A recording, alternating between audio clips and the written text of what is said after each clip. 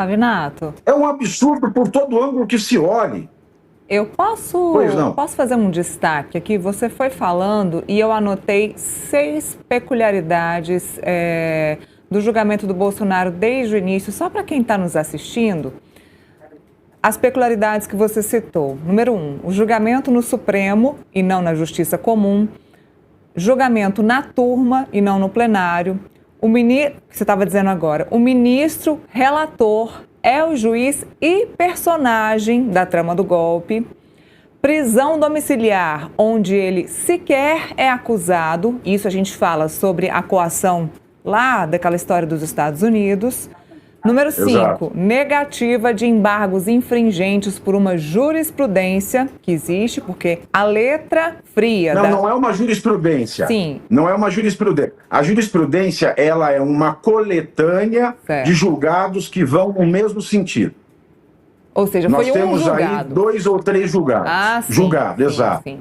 Julgado não faz jurisprudência sozinho. Então... O STF poderia ter dado repercussão geral, não deu. Okay. Poderia ter feito súmula, não fez. E os juízes que estão lá hoje, inclusive o Alexandre de Moraes, foram contra esta tese. Ok, então a lei permite que a defesa de Jair Bolsonaro entre sim com os embargos infringentes, mas existe aí 1 ou 2 julgados que já aconteceram no Supremo Tribunal Federal que prevêem que 2 ou mais ministros tenham... Basta um. Certo. A lei prevê que basta uma divergência. Sim, a lei prevê que basta uma. A lei prevê que basta uma e o Alexandre de Moraes prevê nesses julgados todos que basta um. E por último, aqui a última peculiaridade que eu anotei, número 6, prisão cautelar por uma vigília pedida por uma outra pessoa, ou seja, pelo senador Flávio Bolsonaro. Eu só quis fazer esses destaques aqui para quem está nos assistindo. Não, é importantíssimo. Um compilado aqui para quem está nos assistindo entender todo esse percurso aí de Jair Bolsonaro desde o início. Mas, por favor, pode continuar o seu raciocínio. Não, e é claro, só para deixar bem separado, porque essas tecnicidades jurídicas, elas deixam quem não está familiarizado com elas bastante perplexo. Nós temos um processo no qual ele foi condenado, que se chama ação penal, ela é a ação penal 2668. Nós temos um outro processo que não se comunica com a ação penal, que é a petição 14129, que é a petição que investiga a coação no curso do processo. Investigação essa que resultou na denúncia do Eduardo, do Paulo Figueiredo, mas não do Bolsonaro. Mas foi no bojo desta petição que Bolsonaro recebeu a medida cautelar da prisão preventiva domiciliar e não falar em internet, etc. e tal. Quando Bolsonaro não é denunciado, essa medida cautelar tem que ser relaxada, afinal de contas, ele não faz mais parte desse alegado conluio para coagir a justiça, para coagir o Alexandre de Moraes. E o que já mostra, o juiz é a vítima. Como é que ele pode ser juiz? Não pode. Não pode pela Constituição, não pode pela lei do impeachment, a lei de crimes de responsabilidade, 1079, não pode pela lei orgânica da Magistratura Nacional, não pode pelo Código de Processo Penal, não pode pelo Código de Processo Civil, não pode pela lei de abuso de autoridade.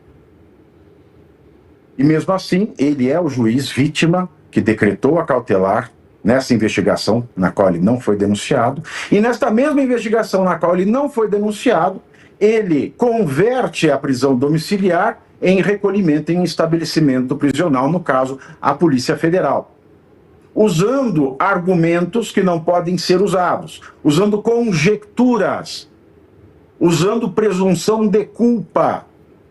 Não se pode usar presunção de culpa no Brasil. É certo, é errado? Não sei. Está na Constituição e o guardião da Constituição não pode fazê-lo. E também tem esta questão. O Ramagem fugiu ontem. Ele cita o Ramagem, ele cita a Bia Kicis. Ora, são pessoas diferentes de Jair Bolsonaro. Ele cita como tentativa de fuga o pedido de asilo político à Argentina. Pedir asilo político não é fuga. Fuga é fugir. Pedir um asilo político é um direito fundamental esculpido na Carta da ONU de 1948. Todo cidadão tem direito de pedir asilo político a outro país. Isso é exercício regular de direito fundamental. Pavinato, não se pode ser confundido com fuga. Pois não. Desculpa te interromper. Imagina, para trazer as apurações, à vontade, eu falo muito. As informações apuradas do nosso time de reportagem. Lembrando que agora há pouco a gente mostrou imagens da sala na superintendência onde o ex-presidente Jair Bolsonaro está desde o comecinho da manhã desse sábado, dia 22 de novembro. Se você está chegando agora, muito bom dia. A gente segue aqui numa cobertura especial da prisão do ex-presidente Jair Bolsonaro, prisão preventiva pedida ao Supremo Tribunal Federal pela Polícia Federal, que identificou, investigando indícios de que ele pudesse fugir. 00:08, eles registram que houve ali tem um problema na tornozeleira eletrônica e também trazem um histórico das manifestações violentas do 8 de janeiro de 2023, indicando que a vigília chamada pelo um dos filhos do ex-presidente Jair Bolsonaro, Flávio Bolsonaro, o senador, o filho 01, para que os apoiadores do ex-presidente Jair Bolsonaro fossem ali reforçar e orar pelo ex-presidente, que isso poderia indicar uma nova mobilização de golpe, de tentativa de abolição violenta do Estado Democrático de Direito. E aí a gente mostrou as imagens, eu vou pedir para a nossa produção colocar novamente, para você que está chegando agora, as imagens da sala da superintendência aqui no Distrito Federal, onde o ex-presidente Jair Bolsonaro está, desde 7 e pouquinho da manhã. São exatamente essas imagens que o Igor Gadelha trouxe para a gente, nosso colunista, ele que teve acesso a essas imagens. E eu trago também os detalhes que ele trouxe, né? Exatamente isso, né? Do que tem nessa sala. A sala tem ar-condicionado, frigobar, televisão e um banheiro próprio. A gente vê aí também, né, viu a TV de tela plana. O espaço, de acordo com a Polícia Federal, tem 12 metros quadrados e passou por melhorias para receber o ex-presidente preso nesse sábado por ordem do ministro do Supremo Tribunal Federal, Alexandre de Moraes. Detalhes, portanto, que chegam de Joanesburgo, da África do Sul, diretamente das apurações do Igor Gadelha, ele que está acompanhando o presidente Lula, que participa da cúpula do G20. O presidente Lula fez uma fala agora há pouco, mas não tocou no assunto do ex-presidente Jair Bolsonaro. Eu recordo que ao longo do julgamento, lá em setembro, o presidente Lula também ficou sem fazer falas sobre o julgamento da trama golpista e hoje seguiu dessa forma mesmo com a prisão preventiva do ex-presidente Jair Bolsonaro. A gente tem informação também agora aqui do Distrito Federal de só quem está ali no lugar que pode trazer as informações de última hora, que é a Marília Ribeiro. A Marília Ribeiro que está com o nosso repórter cinematográfico, o Marcelo, trazendo, portanto, essas informações atualizadas. Marília, bom dia de novo. O que você tem de última hora aí? Bom dia novamente para você, a toda a nossa audiência. Nós continuamos aqui na frente da Superintendência da Polícia Federal aqui em Brasília. O que a gente traz nesse momento, Nath, é o grande número de apoiadores que começaram a se concentrar aqui na Superintendência, seja a favor do ex-presidente Jair Bolsonaro, seja contra ele. Eu vou pedir para o Marcelo, vou sair até da frente para ele poder mostrar aqui. São apoiadores a favor do presidente Lula e contra o ex-presidente Jair Bolsonaro. Eles cantam músicas, bandeira da Palestina, e do lado direito, à minha direita, nós temos também apoiadores do ex-presidente Jair Bolsonaro. Eles vêm um número que vem aumentando com o passar das horas. Nath, eu estou aqui com um dos apoiadores do ex-presidente Jair Bolsonaro, o Aldrey. O Aldrey, ele vai conversar com a gente, vai falar um pouquinho desse contato que ele tem com o ex-presidente, mas antes disso, Aldrey, eu vou perguntar para você, o que você acha dessa prisão de hoje? De forma sucinta, por favor. Essa prisão de hoje, ela é algo que já vem... A gente já sabia o final dela desde o início do julgamento.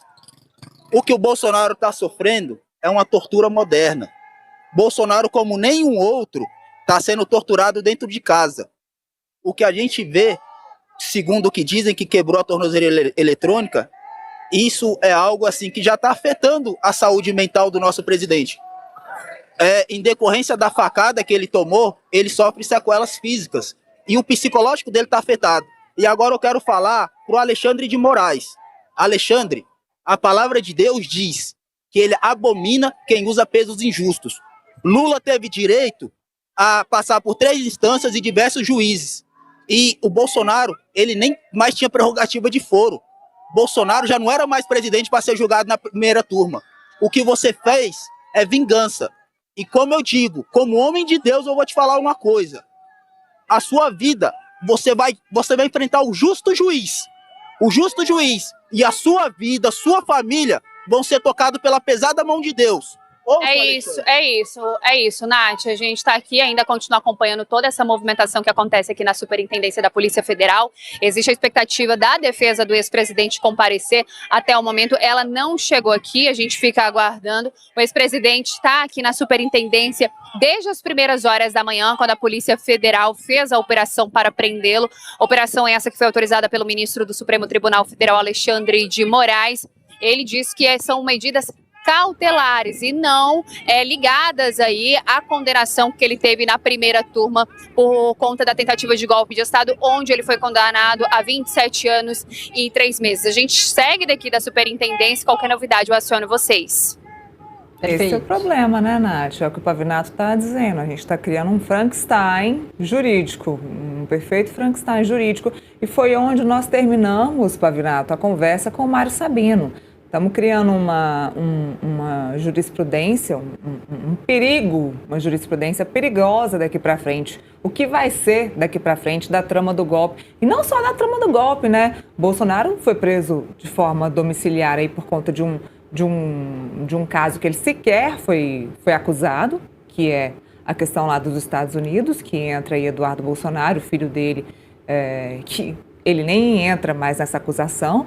E agora tem essa prisão cautelar que também não tem a ver com a trama do golpe, ou seja, um Frankenstein jurídico. O que vai ser, Pavinato, daqui para frente, o que vai ser daqui para frente dessa questão jurídica envolvendo a trama do golpe? O que a gente pode esperar?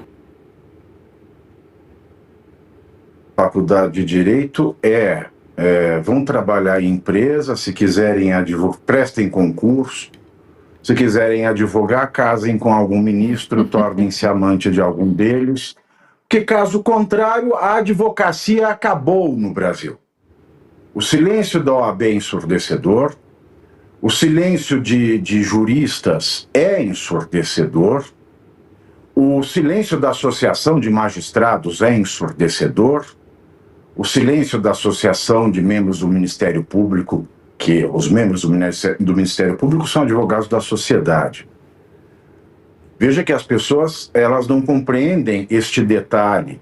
Bolsonaro foi recolhido à Polícia Federal, não em razão da ação penal 2668, na qual ele foi condenado e que ainda cabe embargos infringentes. A famosa trama do golpe. Sim, exato, mas sim nos autos de uma investigação por coação do curso do processo que ele não foi denunciado. E ele foi, tanto na medida cautelar primeira, em que ele foi recolhido domiciliarmente e proibido de uma série de coisas, ou foi por um juiz que era a vítima da tal coação, era o juiz coagido. Não bastasse, quando não foi denunciado, continuou com essas medidas, e agora nós temos uma reedição, um endurecimento dessas medidas, levando para o estabelecimento penal, que é a Superintendência da Polícia Federal, com o argumento de que estão fazendo algo que vai repetir o 8 de janeiro. Mas com base em quê? Com base na suposição do Alexandre de Moraes, porque não se vê em lugar nenhum da sua decisão prova de que isso vai acontecer. É como o Mário Sabino bem desenhou, como é que se vai imaginar que um carro vai sair com Bolsonaro, a população estará desarmada, a Polícia Federal está armada, e se não estiver, deveria estar,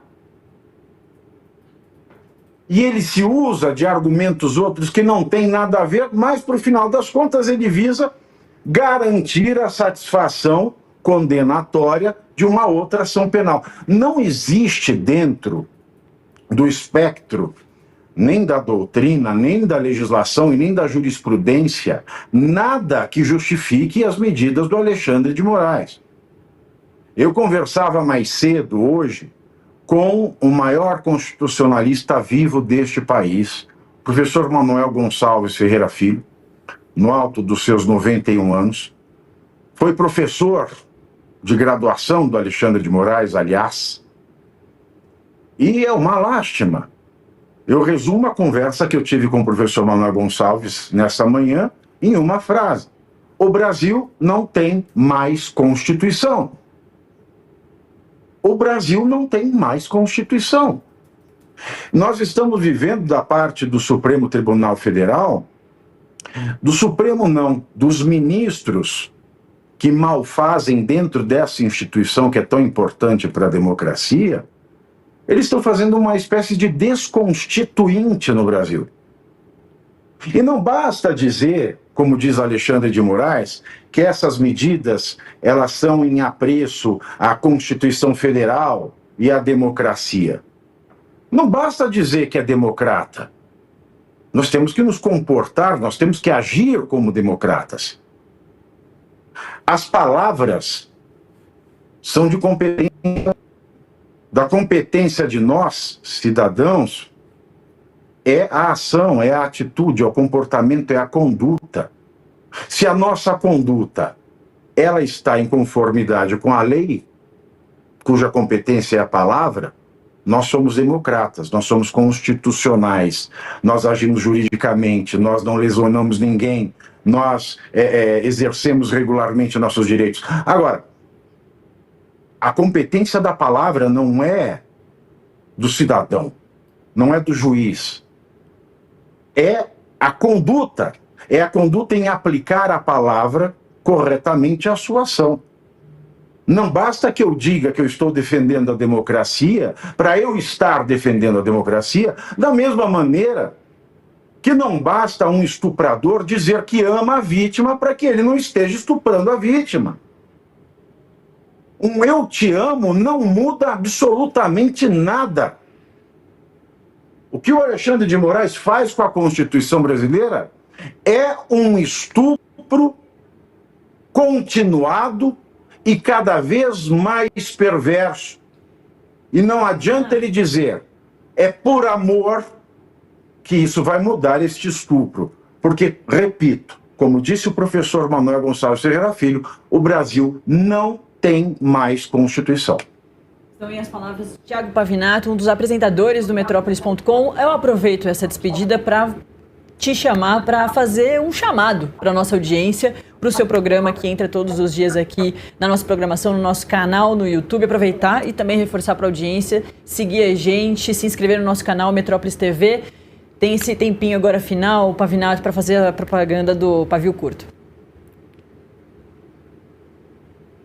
Como o nome já diz, é uma pessoa que tem um temperamento dócil. Eu perco a paciência fácil e faço comentários dessa maneira comumente. E estamos todos os dias ao vivo, de segunda a sexta-feira, das 7h30 da noite às 9h, né? Todo dia, de segunda a sexta, segunda, terça, quarta, quinta e sexta, 19h30, ao vivo, Pavio Curto, tentando aprofundar de uma maneira popular.